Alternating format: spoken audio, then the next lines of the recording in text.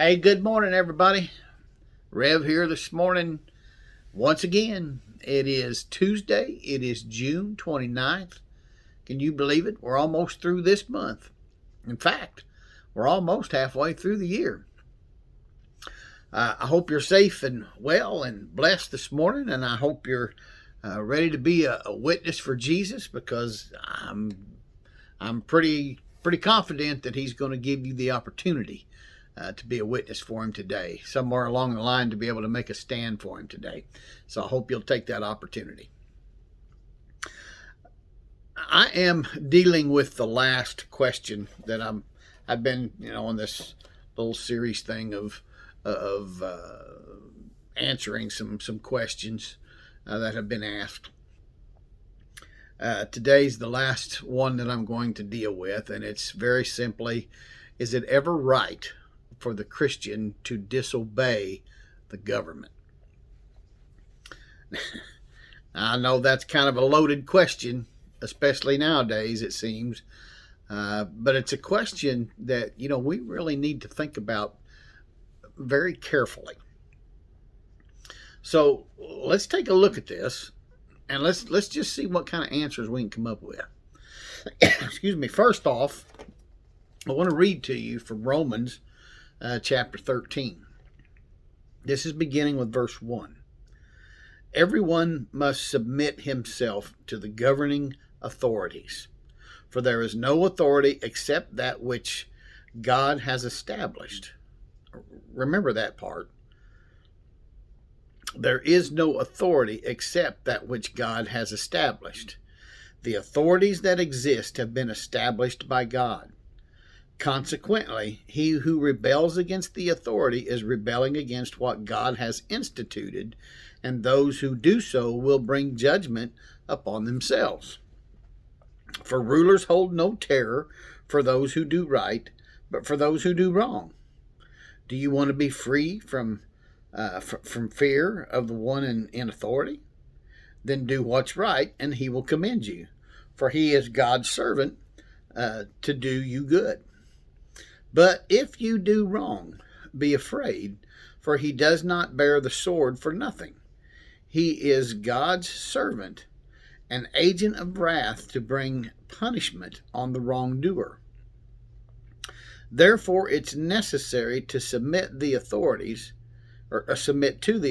not only because of possible punishment, but also because of conscience. This is also why you pay taxes, for the authorities are God's servants who give their full time to governing. Give everyone what you owe him. If you owe taxes, pay taxes. If revenue, then revenue. If respect, then respect. If honor, then honor. This is the word of the Lord. Thanks be to God. So Paul, he commands believers to be submissive to the government, because authority is ordained of God. And Paul argues that resistance to government is, in the final analysis, resistance against God. Government, Paul says, resists evil. I know what you're thinking. But just hear me out here. Now, it's noteworthy that some years later have, after having been imprisoned in a number of times by the Roman government, Paul didn't change his mind. He still taught that Christians should obey the government. Abuse and cruelty at the hands of the Roman government had not caused him to change his mind. Peter also wrote about the need to obey the government. So let's take a quick look at what he says. In 1 Peter chapter 2, we read this. Submit yourselves for the Lord's sake to every authority instituted among men, whether to the king as the supreme authority, or to governors who are sent by him to punish those who do wrong and to commend those who do right. For it is God's will that by doing good you should silence the ignorant talk of foolish men. Live as free men, but do not use your freedom as a cover-up for evil. Live as servants of God. Show proper respect to everyone. Love the brotherhood of believers. Fear God. Honor the king. Excuse me. So like Paul, Peter says that obeying God-ordained government shows our obedience to God himself. All this is significant in view of the fact that Paul and Peter wrote what they did while living under the reign of the cruel Emperor Nero.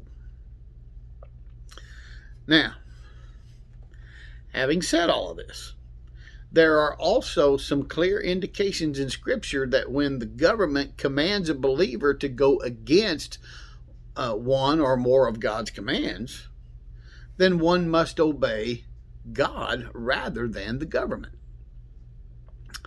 After being commanded by the Sanhedrin to not preach anymore, Scripture tells us that Peter and the other apostles replied, "We must obey God rather than men." Acts chapter 5. God commanded Peter and the others to preach, and the government commanded them not to preach. And so they chose to obey God rather than the government. Now, and we can go back to the Old Testament and see the same thing illustrated in the book of Daniel, when Shadrach and Meshach and Abednego righteously disobeyed the king when they were commanded to worship the golden image in Daniel chapter 3.